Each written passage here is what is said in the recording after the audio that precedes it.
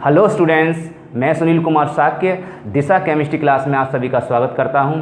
आइए आज की क्लास में स्टार्ट करते हैं। नेक्स्ट रासायनिक बलगतिकी जो चैप्टर नंबर 3 था, उस चैप्टर नंबर 3 में जो आगे मैंने आपको बताया था पिछली वीडियो में कि न्यूमेरिकल किस प्रकार से हल करते हैं, और न्यूमेरिकल आपको औसत वेग और ताक्षणिक वेग पर न्यूमेरिकल जो आधारित थे, किस प्रकार से न्यूमेरिकल को थोड़ा हल करते हैं, थोड़े तरीके हमने आपको ट्रिक बता दी। आगे नेक्स्ट वीडियो में सारे न्यूमेरिकल हम कराएंगे दोबारा से। तो आज की वीडियो में स्टार्ट करते हैं अभिक्रिया दर को प्रभावित करने वाले कारक। तो ये देखिए स्क्रीन पर लिखा है, हेडिंग डाल लीजिए, अभिक्रिया वेग या अभिक्रिया दर को प्रभावित करने वाले कारक। सबको दिखाई दे रहा होगा? हाँ। तो ऐसे कौन से कारक हैं जिससे अभिक्रिया का वेग, अभिक्रिया की दर बदल जाती है? मतलब कहने का अर्थ अभिक्रिया वेग बढ़ जाता है या अभिक्रिया का वेग घट जाता है, ऐसे कौन कौन से कारक हैं? तो पहला कारक आपका है, पहली हेडिंग डालेंगे, सांद्रण का प्रभाव। सांद्रण को सांद्रता कहते हैं, इंग्लिश में कहते हैं इफेक्ट ऑफ कंसंट्रेशन, EFFECT। जिसको दिखाई नहीं दे रहा है वो लिख ले, वैसे दिखाई दे रहा होगा, कोई दिक्कत नहीं है। इफेक्ट ऑफ कंसंट्रेशन, सांद्रता। सांद्रता का मतलब क्या है? आपको पिछली वीडियो में आप लोग जानते हैं, सांद्रता का मतलब एक तरह का घनत्व होता है। घनत्व का मतलब गाढ़ापन, ठीक है। सांद्रता का मतलब एक तरह का गाढ़ापन, अगर देहाती भाषा में सुनेंगे तो गाढ़ापन होता है, ठीक है। लेकिन वास्तविकता में परिभाषा क्या है? सांद्रता की सांद्रता है 1 लीटर विलयन में उपस्थित पदार्थ के मोलों की संख्या को मोलर सांद्रता या संक्षिप्त में कहते हैं सांद्रता कहते हैं। इसे मोलरता के नाम से भी जानते हैं, इसीलिए कैपिटल M से भी व्यक्त करते हैं। बात समझ में आ गई? ये डेफिनेशन तो ये होती है, लेकिन आप देहात की भाषा में समझेंगे गाढ़ापन। तो अगर देखेंगे अब क्या होगा, अगर जो सांद्रता अभिकारक हैं, जैसे कोई अभिक्रिया दी गई है, जैसे ये कोई अभिक्रिया है इक्वल टू B उत्पाद बना रही है, तो अगर हम इधर सांद्रता अभिकारक की बढ़ा दें, बात समझ में आ रहे? मतलब कहने का अर्थ है कि अगर अभिकारक की सांद्रता हम बढ़ा देंगे तो अभिक्रिया की दर पर क्या प्रभाव पड़ेगा, है ना। तो सुनिए, मैंने कहा था, देखिए अभी अकेला था, अब क्या हुआ, बहुत सारे A हो गए, 2 मान लो, 3 मान लो, आप 4 ले लो। कहने का अभिकारक बढ़ाएंगे, इधर वाले अपने आप बढ़ जाएंगे। केवल मतलब गेहूँ आप बढ़ाओगे, आटा अपने आप ज़्यादा बनेगा या कम बनेगा वो अपने आप क्लियर हो जाएगा। बात समझ में आ गई? केवल आपको अभिकारक बढ़ाने पड़ेंगे, गेहूँ बढ़ाने पड़ेंगे, गेहूँ की मात्रा बढ़ानी पड़ेगी, क्वांटिटी बढ़ानी पड़ेगी, ठीक है। तो इधर मैंने गेहूँ माने थे पिछली वीडियो में, गेहूँ ने एक थोड़ा समझने के लिए होता है। तो ये अभिकारक है, इनकी अगर सांद्रता बढ़ाएंगे तो क्या फ़र्क पड़ेगा? तो सुनिए, देखिए क्या होगा, अगर अभिकारकों की सांद्रता बढ़ा देंगे तो अभिकारक अणु पास पास आ जाएंगे, और जब पास पास आ जाएंगे, घने ज़्यादा हो जाएंगे तो पास पास होंगे, और पास पास होंगे तो एक दूसरे में टकराने की संभावना बढ़ेगी, और जब टकराने की संभावना बढ़ेगी तो गतिज बढ़ेगी, और जब गतिज बढ़ेगी तो गतिज ही वेग होती है, आप जानते हो। तो गतिज बढ़ जाएगी तो उस अभिक्रिया का वेग भी बढ़ जाएगा। तो आप लिख लीजिए, ये आपका लिखा हुआ है, सांद्रता बढ़ाने पर अभिकारक अणुओं के परस्पर टकराने की संभावना बढ़ जाती है, जिससे अभिक्रिया का वेग भी बढ़ जाता है, ठीक है, क्योंकि उसकी गतिज ऊर्जा में वृद्धि हो जाती है। आप चाहें तो उसमें एक लाइन और बढ़ा सकते हैं, टकराने की संभावना बढ़ जाती है जिससे उसकी गतिज ऊर्जा बढ़ जाती है और अभिक्रिया का वेग भी बढ़ जाता है। ये लिख लीजिए, ये ग्रीन कलर में लिखा हुआ है, अभिक्रिया का वेग प्रोपोर्शनल टू अभिकारकों का सांद्रण, ठीक है, ठीक बात है। अब नेक्स्ट सेकंड पॉइंट है ताप का प्रभाव। ताप का प्रभाव क्या है? तपा दें। ताप का मतलब टेम्परेचर, गर्म करना। अगर हम कोई मान लीजिए अभिकारक है, अगर वो दौड़ लगा रहा है, समझ ना, दौड़ लगा रहा है, अपनी देहात की भाषा में समझने में अच्छा लगता है, तभी समझ में आता है। अगर थ्योरी में देखोगे तो कम समझ में आएगा, थ्योरी बाद में समझाएंगे। देखिए जैसे कोई दौड़ लगा रहा है, घोड़ा मान लीजिए, थोड़ी देर के लिए घोड़ा अगर दौड़ लगा रहा है और उसमें पट्टा धीरे से बजा दो, पट दो खट्टी से, तो क्या होगा? तेजी से दौड़ने लगेगा। अर्थात तमाचा दो, ताप बढ़ा दो, तो क्या होगा? तेजी से बढ़ेगा। किस स्लो बढ़ेगा? तेजी से बढ़ेगा। इसका मतलब है कि ताप बढ़ाने पर अभिक्रिया का वेग बढ़ जाता है। बात समझ में आ गई? और ये भी अगर तमाचा कस के मारें, मतलब ताप ज़्यादा बढ़ा दें, ठीक है। ये कहा जाता है कि अगर 10 डिग्री सेंटीग्रेड का ताप बढ़ा दें तो लगभग अभिक्रिया का जो वेग है वो 2 गुना हो जाता है। ये देखा गया, वैज्ञानिकों ने देखा है कि अगर केवल 10 डिग्री सेंटीग्रेड ताप बढ़ा दें तो अभिक्रिया का वेग 2 गुना हो जाता है। ये लिख लीजिए, ये लिखा हुआ है, देखिए लिखा है आपकी स्क्रीन पर कि अभिक्रिया का वेग, वो ताप बढ़ाने पर अभिक्रिया का वेग बढ़ जाता है ना। क्योंकि सक्रिय अणुओं की संख्या में वृद्धि हो जाती है, एक्टिव अणु आ जाते हैं, क्योंकि तमाचा मारेंगे तो एक्टिव नहीं हो जाएंगे, अभी सोया हुआ है वो तुरंत जग जाएगा। तो एक्टिव अर्थात अभिकार सक्रिय अणुओं की संख्या में वृद्धि हो जाती है और अभिक्रिया का वेग बहुत तेजी से बढ़ता है। जो लिखा हुआ वो लिख लें, और अभिक्रिया का वेग तेजी से बढ़ता है। नई लाइन से लिखेंगे, यह देखा गया है, लिख लीजिए, यह प्रायः ताप में 10 डिग्री सेंटीग्रेड की वृद्धि करने पर अभिक्रिया का वेग, ये लिखा हुआ लिख लीजिए, अभिक्रिया का वेग लगभग 2 गुना, लगभग नहीं 2 गुना बढ़ जाता है। ठीक है। अब जब 2 गुना बढ़ गया तो वैज्ञानिकों ने इस पर रिसर्च किया, बहुत सारे अनुसंधान किए, तो देखा यार ये 2 गुना कैसे बढ़ा। तो उसके लिए एक ताप गुणांक का प्रयोग किया गया, ताप गुणांक।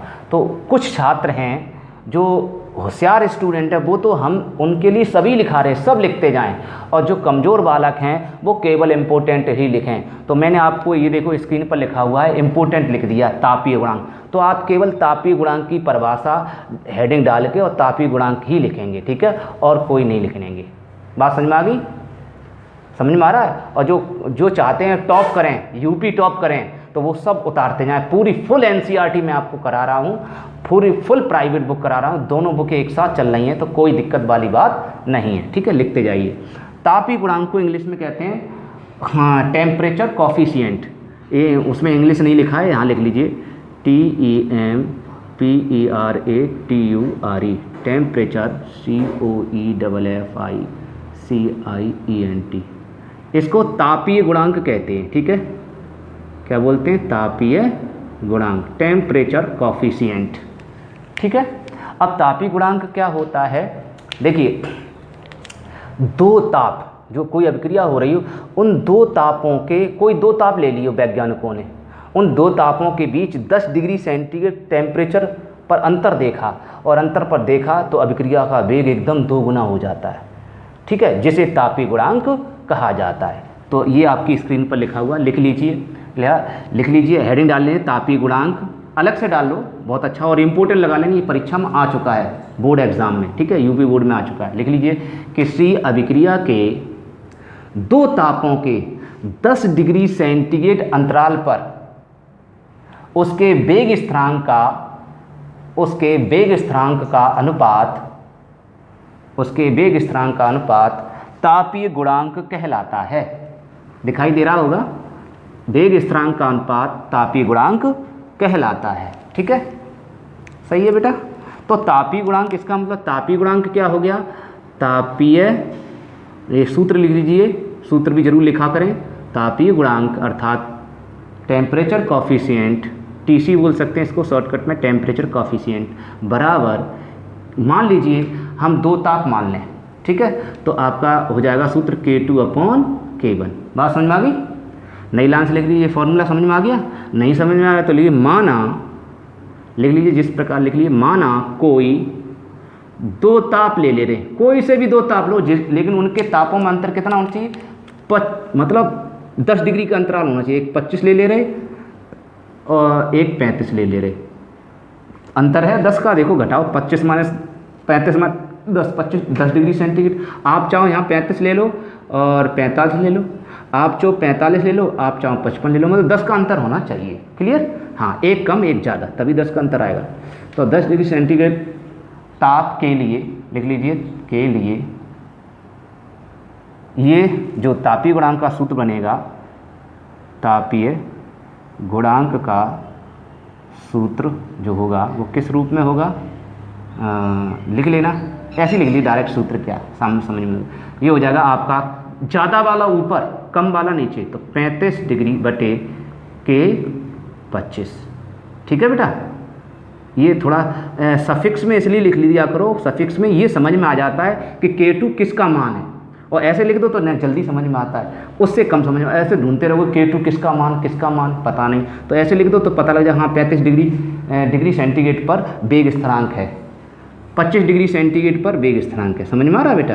तो लिख लो वेयर, जहाँ लिख लो K35 बराबर लिखा हुआ है स्क्रीन पर लिखते हैं, जहाँ K35 बराबर 35 डिग्री सेंटीग्रेड पर अभिक्रिया वेग स्थिरांक और K25 बराबर 25 डिग्री सेंटीग्रेड पर अभिक्रिया वेग स्थिरांक। ठीक है, किसी कोई प्रॉब्लम हो तो बताएं। ठीक है, बहुत अच्छा। तो अब आपका नेक्स्ट है दाब का प्रभाव। दिखाई दे रहा होगा सबको? नेक्स्ट हेडिंग दाब का प्रभाव, इफेक्ट ऑफ प्रेशर। तो प्रेशर क्या? प्रेशर का मतलब है दबाना, प्रेस कर देना, प्रेस मीन्स दबाना। अब सुनने मतलब कोई घोड़ा समझ लो तो अच्छा समझ में आएगा। कोई घोड़ा दौड़ रहा है, दौड़ लगा रहा है, ठक ठक ठक ठक ठक, और उसमें धक्का और मार दें, तो बताइए धक्का मार देंगे तो अभिक्रिया वेग बढ़ेगा या घटेगा?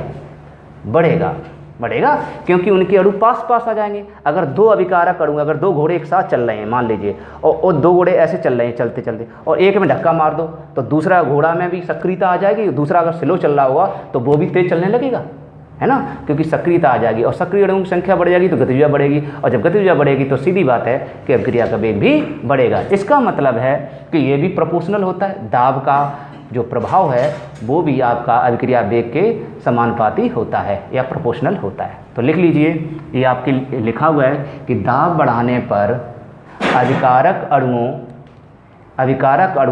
पास आ जाते हैं। दाब अभिकारक इस साइड में होते हैं, दाब बढ़ाने पर अभिकारक अणु पास आ जाते हैं, जिससे सेम टू सेम है, जिससे उनके परस्पर टकराने की संभावना बढ़ जाती है, टकराने की संभावना बढ़ जाती है, और गतिज ऊर्जा भी बढ़ जाती है, जिससे गतिज ऊर्जा बढ़ जाएगी। इसी कारण अभिक्रिया का वेग भी बढ़ जाता है। लिख लीजिए ये लिखा हुआ दाब, लिखा हुआ है स्क्रीन पर, लिख लीजिए दाब प्रोपोर्शनल अभिक्रिया का वेग। इसका मतलब सांद्रता और दाब का प्रभाव सेम होते हैं। मैं समझता हूँ आपने अगर फर्स्ट ईयर क्लास सही से सीखा है, आपका चैप्टर है रासायनिक शाम, शायद दूसरा लेसन है, उस दूसरे लेसन में आप देखना द्रवणपाती क्रिया का नियम, है ना, रासायनिक साम्य किसे कहते हैं, साम्यावस्था कैसी कहती है, उसमें आपने देखा होगा कि वास्तविकता में क्या है, जो दाब होता है और लासा तेलिए का नियम, तो आपने देखा होगा दाब का प्रभाव और सांद्रता का प्रभाव लगभग एक जैसा होता है। लगभग, कुछ केस में थोड़ा सा डिफरेंट होता है, लेकिन अधिकांश केस में दाब का प्रभाव जो पड़ता है वही सांद्रता का प्रभाव पड़ता है। आप देख लेना, टेम्परेचर का प्रभाव अलग होता है, आपने देखा, कम भी हो सकता है, ज़्यादा भी हो सकता है। तो नेक्स्ट हेडिंग डालेंगे, आपकी स्क्रीन पर लिखा हुआ भौतिक अवस्था का प्रभाव, फिजिकल स्टेट का प्रभाव, मतलब इफेक्ट ऑफ फिजिकल स्टेट। भौतिक अवस्था का मतलब जो पदार्थ लिया जा रहा है उसकी वो किस अवस्था में, ठोस अवस्था में है या गैस अवस्था में है, ठीक है, या द्रव अवस्था में, जो अभिकारक ले रहे हैं वो अभिकारक किस अवस्था में, उस पर भी डिपेंड करता है अभिक्रिया का वेग। समझ में आ रहा है? अगर लिक्विड अवस्था में तो आप समझना, अगर कोई पदार्थ लिक्विड अवस्था में तो क्या होगा, ठोस अवस्था मान लीजिए, अगर कोई पदार्थ ठोस अवस्था में तो बेचारा ठोस है, मजबूत है, तो धीरे धीरे क्रिया करेगा, धीरे धीरे चलेगा, और द्रव अवस्था में तो थोड़ी तेज़ी से क्रिया करेगा, क्योंकि द्रव पहले से बहते हैं, द्रवों में बहने का गुण होता है, क्योंकि उनमें ताप ज़्यादा होता है हल्का सा, और मैंने बताया अभी ताप बढ़ाने पर क्रिया वेग बढ़ता है। अगर हम ठोसों में जैसे कि बर्फ़ है उसमें ताप बढ़ा दें तो वो गल जाएगी, द्रव में बदल जाएगी, इसका मतलब द्रव का ताप ज़्यादा होता है और बर्फ़ का ताप कम होता है। सब जानते हैं यार, कॉमन सी बात है, हर कोई जानते हैं, बर्फ़ 0 डिग्री सेंटीग्रेड से नीचे ताप पर जमती है, इसका मतलब कम टेम्परेचर होता है, और जो जल होता है वो 4 डिग्री सेंटीग्रेड, वो इसका मतलब ज़्यादा होता है, वो 0 से कम होता है, ये 0 से ज़्यादा होता है, वो भी 4 डिग्री सेंटीग्रेड, तो बढ़ गया ताप, तो ताप बढ़ गया तो क्रिया वेग बढ़ेगा। और गैसों का ताप और ज़्यादा होता है तो गैसों में अभिक्रिया और तीव्र गति से होगी। समझ में आ गया? हाँ, और एक खास बात और है, अगर ठोस ही लेते हैं तो क्या होता है कि अगर ठोस अवस्था में अभिकारक लेते हैं तो अलग टाइप से अभिक्रिया होगी, तीव्र ढील स्लो के लिए चीज़ होती है, लेकिन उसी ठोस को कूट पीस कर बारीक कर लें, चूरन बना लें, बुरादा बना लें, उस बुरादे से क्रिया कराई जाए तो ध्यान रखना अभिक्रिया तीव्र गति से होगी। क्योंकि क्या होता है कि पृष्ठीय क्षेत्रफल बढ़ जाता है, पृष्ठ की सतह का जो क्षेत्रफल होता है, अभी क्या है ठोस, जैसे मान लीजिए, अभी ऐसे मान लीजिए ये ठोस है, इस समय ठोस कितना, सतह का क्षेत्रफल आपका, सतह का क्षेत्रफल कितना, इतना है, और इसको बारीक कर दें तो सतह का क्षेत्रफल बढ़ जाएगा, और जब बढ़ जाएगा तो अभिकारक अणु ज़्यादा से ज़्यादा इकट्ठे हो जाएंगे। जब इकट्ठे ज़्यादा होंगे, ज़्यादा टकराएंगे, गतिज बढ़ेगी तो अभिक्रिया का वेग भी बढ़ेगा। बात समझ में आ गई? चलिए तो लिख लीजिए अभिकारकों के, जो लिखा हुआ लिख लीजिए, अभिकारकों के ठोस अवस्था की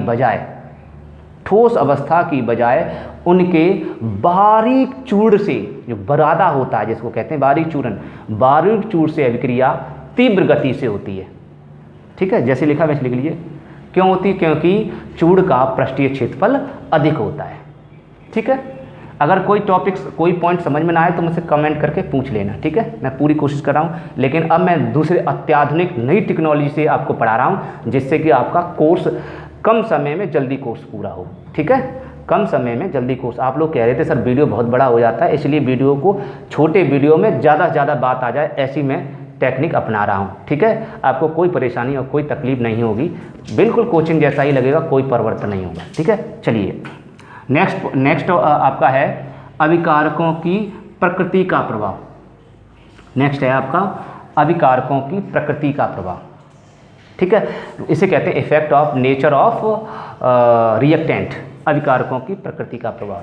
तो बेटा अभिकारक अब डिपेंड करेगा, जो अभिकारक लिया गया है वो अभिकारक किस स्वभाव का है, किस प्रकृति का है, गुस्सा वाला है या बिल्कुल सीधा साधा है, वो उस पर डिपेंड करेगा। मेरी बात समझो? तो अभिकारकों की प्रकृति मतलब कह सकते हैं, जैसे अभिकारकों की प्रकृति का मतलब एक तरह का हम ये देखेंगे, वो अभिकारक ध्रुवीय है। यहाँ तो गुस्सा और उदासीनता तो देखी नहीं जाती, क्योंकि वो कोई इंसान तो है नहीं। यहाँ देखते हैं ध्रुवता, आयनीय क्षमता। ठीक है, जिस पदार्थ की, जिस अभिकारक की ध्रुवता ज़्यादा होती है, ध्रुवता माने प्लस माइनस। आपको जब पहला लेक्चर हमने स्टार्ट किया था रासायनिक बलगतिकी का, तो उसमें हमने मंद अभिक्रियाएँ, तीव्र अभिक्रियाएँ लिखाई थी। मैंने कहा था जो आयनिक अभिक्रियाएँ होती हैं उनकी गति तीव्र होती है, आपको पहले बताया था, क्योंकि उनमें आयंस क्या होते हैं, इलेक्ट्रॉन का आदान प्रदान करते हैं, जल्दी से इलेक्ट्रॉन आदान प्रदान करते हैं, इसीलिए अभिक्रिया तीव्र गति से होती है। उनको ध्रुवीय आयंस, उनको ध्रुवीय कहते हैं। ठीक है, हाँ, तो इसका मतलब नेक्स्ट पॉइंट लिखेंगे, ध्रुवीय या आयनिक अभिकारक, ध्रुवीय अणु या आयनिक अभिकारक अणु तीव्र गति से अभिक्रिया करते हैं, क्योंकि उनके परमाणुओं के मध्य, जो परमाणु होते हैं आपस में जुड़े होते हैं, वो उनके परमाणुओं के मध्य इलेक्ट्रॉनों का आदान प्रदान तीव्रता से होता है। ठीक है, तीव्रता से होता है। नेक्स्ट डालेंगे आपका है उत्प्रेरक का प्रभाव, इफेक्ट ऑफ कैटालिस्ट। बेटा सभी लोग जानते होंगे, सबने सुना होगा शायद, ये मैं समझता हूँ 9th में या 10th में जरूर होगा। उत्प्रेरक क्या होते हैं? वे पदार्थ जो अभिक्रिया के वेग को बदल देते हैं। उत्प्रेरक, उकसाना, उत्तेजित कर देना, है ना, लेकिन खुद अभिक्रिया में भाग नहीं लेते, खुद अभिक्रिया में भाग नहीं लेते। जैसे कि नेता, ठेकेदार, कभी दंगा अगर नेता कराने जाते हैं तो दंगे में कभी नेता जाते हैं नहीं, लेकिन घर बैठ के उकसा देते हैं लोगों को, और लोग मूर्ख बन जाते हैं, धूम-धाम करने लगते हैं, उन्हें पता ही नहीं है मैं क्या कर रहा हूँ।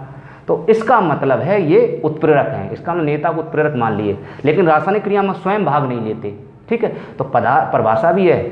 और जब भाग नहीं लेंगे तो उनके घर से फर्क क्या पड़ रहा है, उनके द्रव्यमान पर क्या फर्क पड़ रहा है, उनका वजन घटेगा कम होगा, वजन तो जो लड़ रहा है उसका कम होगा। नेता का तो बैठे बैठे कर रहा है, उसका क्या वजन पे फर्क पड़ेगा, अर्थात उसके द्रव्यमान पे फर्क नहीं पड़ेगा। उसकी स्ट्रक्चर चेंज होगी, कोई घूसा उसको मारेगा नहीं मारेगा, क्योंकि उसकी स्ट्रक्चर चेंज नहीं। घूसा पिटेगा कौन? जनता जो पिटेगी। इसीलिए कहा जाता है कि वे पदार्थ जो अभिक्रिया के वेग को बदल देते हैं और उनके द्रव्यमान और संरचना पर कोई परिवर्तन नहीं होता, उन्हें उत्प्रेरक कहते हैं। आगे नेक्स्ट वीडियो में आपको लिखाएंगे। ये चैप्टर नंबर आपका है 5, ये अभी चौथा चल रहा है, उसके बाद 5 पढ़ेंगे प्रश्न रसायन, तब आप कैटालिस्ट के बारे में जान लेंगे। अभी थोड़ी कॉमनली बात आपको बता दी, डेफिनेशन होती क्या है। तो मैंने बताया कि उत्प्रेरक का प्रभाव क्या करता है।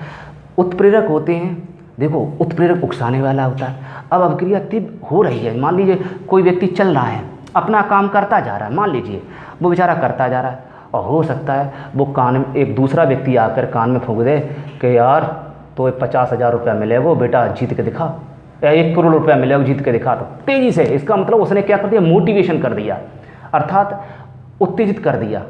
समझ में आ गया? तो अभिक्रिया का वेग बढ़ गया, तो वेग भी बढ़ सकता है। और हो सकता है कि वो व्यक्ति जो कान में फूंक रहा है वो ये कह दे, ओए अरे अगर तूने तेज़ भागने की कोशिश की तो समझ ले ठोंक देंगे।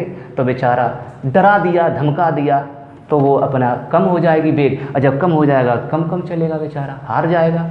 इसका मतलब उत्प्रेरक अभिक्रिया के वेग को, दर को कम भी कर सकते हैं और बढ़ा भी सकते हैं। जो बढ़ाते हैं उन्हें उत्प्रेरक वर्धक कहते हैं, ठीक है, समझ में आ रहा, और जो घटाते हैं उन्हें उत्प्रेरक विष कहते हैं, ठीक है, बात समझ में आ गई। या कह सकते हैं धनात्मक उत्प्रेरक कहते हैं, ठीक है, और जो घटा देते हैं उनको ऋणात्मक उत्प्रेरक कहते हैं। समझ में आ रहा होगा उत्प्रेरक। तो यहाँ उत्प्रेरक की बात करते हैं, तो अब उत्प्रेरक हो सकता है वेग बढ़ जाए, इसका मतलब आप इसमें बढ़ जाता घट जाता नहीं लिखेंगे, ठीक है। लिख लीजिए, स्क्रीन पर लिखा है कि अभिक्रिया का वेग उत्प्रेरक की प्रकृति पर निर्भर करता है, अर्थात यदि कोई उत्प्रेरक अभिक्रिया की सक्रिय ऊर्जा में कमी कर देता है। सक्रिय ऊर्जा क्या होता है? Activation energy. ये आप इसी वीडियो में, जो लास्ट चैप्टर है, चौथी चैप्टर, जो इसी वीडियो में ही, अब थोड़े दिनों बाद दो चार वीडियो कंप्लीट हो जाएंगे, उसके बाद आप सक्रिय ऊर्जा समझेंगे। अभी हम थोड़ा सा बता दे रहे सक्रिय ऊर्जा क्या होती है। सक्रिय ऊर्जा वह न्यूनतम ऊर्जा होती है जो अणुओं के परस्पर संघट्ट से उत्पन्न होती है। संघट्ट माने टकराने से, संघट्ट बोलते हैं उसको, ठीक है, घट्ट बोलते हैं, संघट्ट से उत्पन्न होती है, उसे सक्रिय ऊर्जा कहते हैं। और संघट्ट से उत्पन्न होगी तो ऊर्जा एकदम आ जाएगी, हैं, तमाचा कोई दे फटाक दी से तो एकदम ऊर्जा आ जाएगी उसके अंदर, तो संघट्ट बोलते हैं। वो ऊर्जा आपकी कैसी होती है? सक्रिय ऊर्जा। अगर वो सक्रिय ऊर्जा को अगर कम कर देगा तो अभिक्रिया का वेग बढ़ेगा। समझ में आ गया? हाँ, तो ये आप लिख लीजिए कि अभिक्रिया का वेग प्रोपोर्शनल, इन्वर्सली प्रोपोर्शनल होता है किसके? सक्रिय ऊर्जा के। ये फॉर्मूला लिख लीजिए, बढ़िया रहता है। इसी तरह से जैसे मैंने लिखा है, मैं देखो आपके नोट्स किस तरह से बनाए हुए हैं, देखिए इसी तरह से आपको लिखना चाहिए। ऐसे नंबर आपके जो आप एग्ज़ाम, बोर्ड एग्ज़ाम देते हैं, 12th एग्ज़ाम, उसमें या किसी का एग्ज़ाम देते हैं तो आपको नंबर अच्छे मिलते हैं। यही कारण है, अपनी एकेडमिक नंबर सुपर रहते हैं, यही कारण है। और कोई खास कारण नहीं, मैं कुछ कर नहीं देता हूँ, ना मैं कुछ ज़्यादा होशियार हूँ, ऐसा कुछ नहीं है। ये टेक्निक है, इसी टेक्निक के बल पर परसेंटेज हमेशा पूरे डिस्ट्रिक्ट में और पूरे मंडल में टॉप स्थान रहता है, यही कारण, और कोई खास कारण नहीं है, ठीक है। तो इसलिए अब मैं चाहता हूं कि अब की बार यूपी में भी बच्चे का सिलेक्शन हो, यूपी टॉप भी बने। अभी तक मंडल टॉप आया है, डिस्ट्रिक्ट टॉप तो आते ही रहते हैं, लेकिन मंडल टॉप एक बार बच्चा आ चुका है। अब चाहते हैं कि यूपी, और उसका हाँ यूपी में 5वां स्थान था, लेकिन इस बार हम चाहते हैं कि यूपी में प्रथम स्थान हो, और मेहनत करेंगे, ठीक है। आप भी मेरे साथ मेहनत करें, लगे रहिए। That is clear. मैं आपको पूरा समझाता चलूँगा, जो टॉपिक ना समझ में आए फिर भी आप कमेंट करके बताएं। ये इसके अतिरिक्त और भी कोई आप पूछ सकते हो अगर कोई प्रॉब्लम है तो ये क्लियर हो गया। अब आपका उत्प्रेरक का प्रभाव क्लियर हो गया। तो सक्रिय ऊर्जा आपने जान ली। आगे सक्रिय ऊर्जा की पूरी डिटेल आपको आगे बताने वाले हैं नेक्स्ट वीडियो में। मैं दोनों पॉइंटों को दोबारा से क्लियर करूँगा। ताप का प्रभाव, इस समय ये तो कॉमन भाषा है, ताप का प्रभाव आता है क्वेश्चन, बहुत इंपॉर्टेंट है कि अभिक्रिया के वेग पर ताप का क्या प्रभाव पड़ता है। अगर ये चाहो तो ये लिख दो, वरना जो हम अगला प्लान लिखाएंगे उसको लिखना, क्योंकि उससे आपका डेरी मतलब प्रूफ सहित है। अभी इसमें प्रूफ नहीं दिया गया क्लियरली, उसमें प्रूफ सहित है, इसलिए वो वाला फॉर्मूला लिखना, उसी को लिखना, ठीक है। उसको इंपॉर्टेंट लगाना, अभी इंपॉर्टेंट नहीं लगाना। ऐसे उत्प्रेरक का प्रभाव भी, अभिक्रिया के वेग पर क्या प्रभाव पड़ता है, ये भी इंपॉर्टेंट है। दोनों मोस्ट इंपॉर्टेंट है, लेकिन यहाँ मोस्ट इंपॉर्टेंट मत लगाओ, यहाँ केवल काम चलाने के लिए थोड़ा सीख लो, ठीक है। अब नेक्स्ट है, आज की वीडियो फिर समाप्त हो जाएगी। नेक्स्ट है आपका वेग नियम या दर व्यंजक। ये आपका लिखा हुआ है, वेग नियम अथवा दर व्यंजक, दिखाई दे रहा है बेटा। इसको वेग नियम, दर व्यंजक या वेग समीकरण भी कहते हैं। लिखते जाइए। इंग्लिश में कहते हैं रेट लॉ, रेट लॉ, ठीक है, या वेलोसिटी लॉ बोल सकते हैं। इंग्लिश में रेट एक्सप्रेशन भी बोलते हैं, ठीक है, EXPRESSION, एक्सप्रेशन या वेग समीकरण, वेलोसिटी कह सकते हैं, रेट बोल सकते हो या वेलोसिटी बोल सकते हो वेग को, क्योंकि वेग ही दर होता है इसीलिए बोल सकते हो। तो वेलोसिटी इक्वेशन बोल सकते हो। क्या होती है, देखिए ये चीज़ आपने फर्स्ट ईयर क्लास में आपका रासायनिक साम चैप्टर नंबर 2 आपने उसमें पढ़ा है। क्या पढ़ा है? द्रव्य अनुपाती क्रिया का नियम। तो मैंने बताया द्रव्य अनुपाती क्रिया का नियम के लिए माना, अभी लिखना नहीं है, अभी समझना है। मान लीजिए माना कोई अभिक्रिया है, माना कोई अभिक्रिया आपके पास है, ठीक है। ये कोई अभिक्रिया है, उसमें मान लीजिए हम इसके गुणांक n1 है A और इसका गुणांक n2 B इक्वल टू उत्पाद में बदल रहा है। आप बच्चे कुछ सोच रहे होंगे, सर उत्पाद में कोई चीज़ क्यों नहीं लिखते? यार मैं उत्पाद को देखते ही नहीं है, उत्पाद की जरूरत नहीं है। अब इन दोनों के सही से क्या बनेगा उससे कोई मतलब नहीं है। आपको केवल ये ध्यान रखना है अभिकारक कौन से हैं। बात समझ में आ रही? अभिकारक कौन से, उनसे बनेगा क्या, वो बात की उस पर डिपेंड नहीं करता, ठीक है। हाँ, तो ये इसलिए आप चाहो तो लिख सकते हैं, नहीं तो C और D लिख सकते हैं, नहीं तो कोई ज़रूरत नहीं है, वरना इतने ऐसे ही काम चल जाएगा। बात समझ में आ गई? अब इसमें आप लगाएंगे द्रव्यानुपाती क्रिया का नियम। द्रव्यानुपाती क्रिया के नियम से जब आप इसमें द्रव्यानुपाती क्रिया का नियम लगाएंगे बेटा, तो होगा क्या होगा? आपने देखा है वेग जो होता है या दर, जिसको दर बोलते हैं, वो किसके समानुपाती होती है? वो समानुपाती होती है अभिकारक A के, ठीक है, अभिकारक A के गुणनफल के समानुपाती। और ये अभिकारक A का जो बड़ा कोष्टक लगा दिया, ये अभिकारक 1 लिख दिया, इसमें बड़ा कोष्टक लगा दिया, इसका मतलब क्या होता है? पिछले वीडियो में जान चुके, मोलर सांद्रण। क्या होता है? मोलर सांद्रण या मोलरता या सक्रिय द्रव्यमान, ठीक है, के गुणनफल के, ठीक है। तो ये अभिकारक भी, अब लेकिन इसमें अभिकारक बहुत सारे हैं, तो यहाँ घात n1 आ जाएगा। यहाँ अभिकारक n2 है, तो अभिकारक, ये दोनों अभिकारक हैं, क्योंकि पूंछ जो तीर है, इस तीर से पीछे वाले दोनों अभिकारक, 3 हो सकता है 4, इस पूंछ से जितना कुछ भी लिखा हो, 3 लिखे हो 4 लिखे हो, वो सब अभिकारक होते हैं, रिएक्टेंट होते हैं, इसलिए R से व्यक्त करते हैं। तो दूसरा अभिकारक है, उसकी घात n2। कुछ छात्र नए स्टूडेंट जिसने फर्स्ट ईयर क्लास नहीं सीखी, वो कह रहे हो सर ये घात कैसे चढ़ जाता है?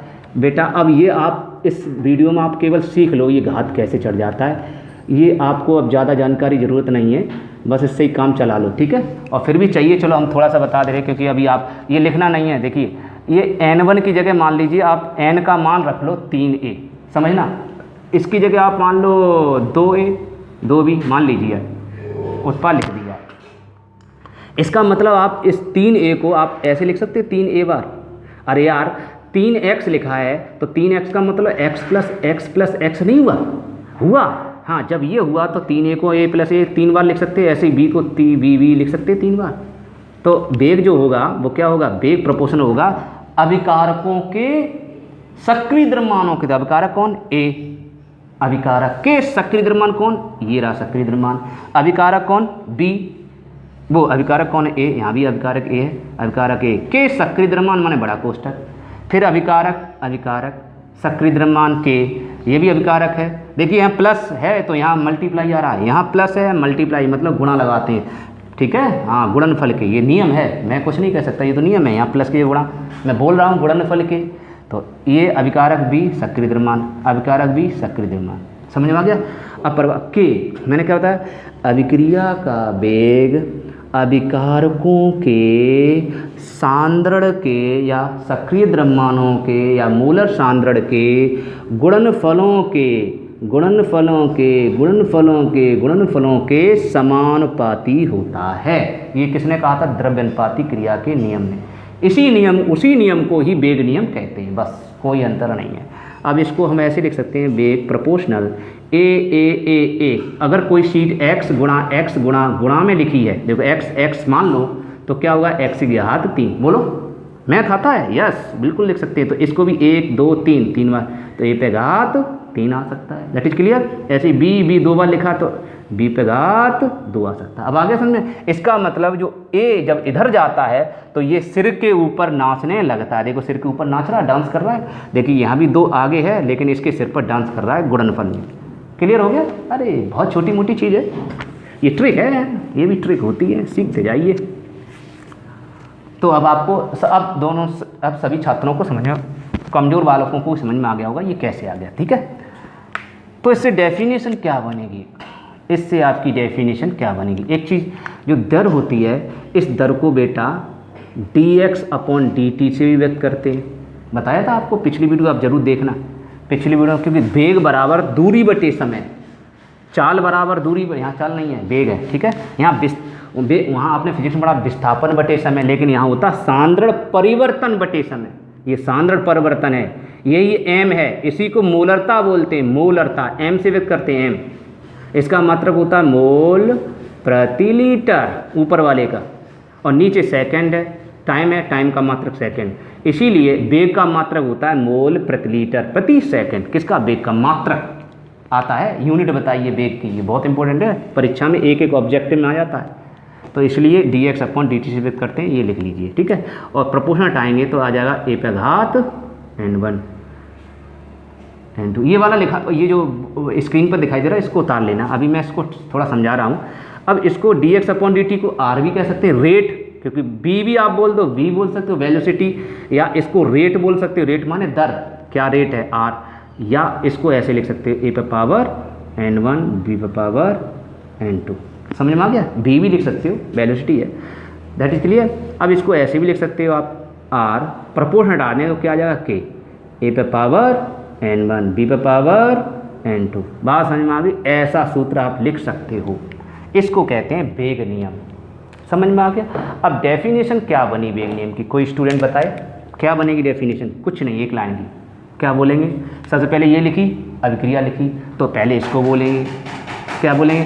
किसी रासायनिक अभिक्रिया में, देखिए उस पर लिखा हुआ लिखा है स्क्रीन पर, किसी अभिक्रिया का, मैंने किसी रासायनिक अभिक्रिया बोल दो चाहे अभिक्रिया बोल दो, वैसे रासायनिक अभिक्रिया शुद्ध नाम होता है, क्योंकि अभिक्रिया तो आपकी फिजिकली भी अभिक्रियाएँ होती हैं, इसलिए केमिस्ट्री में रासायनिक बोलना चाहिए। लेकिन अभिक्रिया भी आप लिख के आओगे, वो भी नंबर कटेंगे नहीं, ऐसी बात नहीं। आप केमिस्ट्री की बात कर रहे हो तो केमिस्ट्री में ही चलेगा। तो किसी अभिक्रिया बोल सकते हो, किसी अभिक्रिया का वेग, ये रहा वेग r, ये रहा वेग, तो किसी अभिक्रिया का वेग या दर अभिकारकों के, ये रहे अभिकारक, अभिकारकों के मोलर सांद्रण, कोष्ठक को मोलर सांद्रण कहते हैं, मोलर सांद्रण के गुणनफल के समानुपाती होती है। इसे वेग नियम या वेग समीकरण या दर व्यंजक कहते हैं। ये देखिए लिखा हुआ है, समझ में आ गया? लिख लीजिए, नोट कर लीजिए फटाफट। अब रिएक्शन जैसे लिखा है उसमें, या ये वाली लिख लीजिए, इसमें लिख लीजिए द्रव्यानुपाती के नियम से, पूरा लिख लीजिए। अब तो समझ में आ गया, कॉपी कर लीजिए। फिर लिखेंगे, लास्ट में लिखेंगे जहाँ अब इसके बारे में तो जानते हैं, ये तो रेट है, वेग है, वेलोसिटी है, ये क्या है? इसको कहते हैं वेलोसिटी कांस्टेंट। ये वेलोसिटी कांस्टेंट, समानुपाती नियतांक, जिसे हम वेग स्थिरांक के नाम से जानते हैं। तो लिखेंगे वेग स्थिरांक, ठीक है, इसको कहते हैं, ये लिखा हुआ है, लिख लीजिए, नीचे लिखा हुआ वेग स्थिरांक, इसको वेग गुणांक भी कहते हैं, और विशिष्ट दर स्थिरांक भी बोलते हैं। इसको क्या बोलते हैं? विशिष्ट दर स्थिरांक। लिखते जाइए, लिखा हुआ है, क्या यार लिखोगे, इससे टाइम वेस्ट होता फालतू। विशिष्ट दर स्थिरांक भी बोलते हैं, लिख लिया। अब n1 n2 क्या है? ये n1 n2 आपके लिखे हुए देखिए, n1 बराबर अभिकारक a की कोटि, अभिकारक पहले लिखो, a पीछे लिख लो तो अच्छा रहेगा, या a जैसे मैंने लिखा वैसे लिख लो, a अभिकारक की कोटि लिख लो। कोटि, इसका मतलब ऊपर जो घातें होती हैं वो कोटि कहलाती है। तो कोटि की परिभाषा हो गई, मोलर सांद्रण की घातों को कोटि कहते हैं, होगी परिभाषा। मोलर सांद्रण की घातों को कोटि कहते हैं, लेकिन मोलर सांद्रण किससे आया? वेग नियम में। तो परिभाषा क्या होगी? किसी रासायनिक अभिक्रिया में वेग नियम में प्रयुक्त या वेग समीकरण में प्रयुक्त मोलर सांद्रण की घातों को अभिक्रिया की कोटि कहते हैं। ये आगे नेक्स्ट वीडियो अभी लिखाएंगे, तब अभिक्रिया की कोटि समझा देंगे। अभी हमने समझा दिया, हम समझाते चल रहे हैं आपको, स्टेप बाय स्टेप पूरा समझा के चल रहे हैं कि क्या मतलब होता है, जो भी नया स्टेप आता है उसके बारे में बताते चल रहे हैं। आगे लिखेंगे, सब लिखते चले जाएंगे। अभी समझ में आ गया? कोटि, इसका मतलब घातों को कोटि कहते हैं। तो लिख लीजिए, ये n1 किसके ऊपर चढ़ा हुआ? a के ऊपर, किसके ऊपर चढ़ा हुआ, ए के ऊपर, इसका मतलब ए की कोट हो गई। ठीक है, तो लिख लीजिए अभिकारक ए की कोट, लिखा हुआ लिख लीजिए अभिकारक ए की कोट, और फिर लिख लीजिए, और ये बी के ऊपर चढ़ा हुआ तो अभिकारक बी की कोट है, N2 बराबर अभिकारक बी की कोट है। और दोनों को जोड़ दो, इन दोनों को क्या कर दो, घातों को जोड़ दो सभी, तो पूरी अभिक्रिया की कोट आ जाएगी, पूर्ण अभिक्रिया की कोट या कुल अभिक्रिया की कोट आ जाती है। इसलिए N1 प्लस N2 बराबर अभिक्रिया की कुल कोट। ठीक है, इसे अभिक्रिया की कोटि भी बोल सकते हैं। अभी तो पर्सनल इसकी थी, दोनों को जोड़ दिया, हो सकता तीनों उनको जोड़ दें, जोड़ने पर कोट कुल कोट निकलती है, इस चीज़ से ध्यान रखेंगे। तो मैं समझता हूँ आपको आज की वीडियो में इतना टॉपिक समझ में आ गया होगा। अब नेक्स्ट वीडियो में अब आपको पढ़ाएंगे जो भी टॉपिक होगा इससे रिलेटेड। तब तक के लिए नमस्कार। यदि आपको वीडियो अच्छा लगा हो तो प्लीज़ लाइक करें, कमेंट भी करें। ठीक है, समझ में आ गया, और साथ में शेयर भी करें। इस समय देश की समस्या बहुत गंभीर है, इसलिए आप लोग वीडियो को शेयर भी करें अगर अच्छा लगता है। ठीक है, इससे ज़्यादा बच्चे हमसे जुड़ेंगे तो हम जल्दी लाइव आने लगेंगे, फेस टू फेस इंटरेक्शन हो जाए। इसलिए ज़्यादा से ज़्यादा बच्चों को जोड़ें, ज़्यादा बच्चों को बताएं, क्योंकि फ्री क्लास भी चल रही है, उन लोगों को फ़ायदा भी है। फ्री क्लास में आप 95-96% पा सकते हैं। 98% हमारे स्टूडेंट 98% तक आए हैं। तो 2014 में 98 आए थे, एक थी पायल यादव। तो ऐसे इसलिए 98-99 नंबर भी आप पा सकते हैं फ्री में, इसलिए मेहनत करते जाइए। धन्यवाद।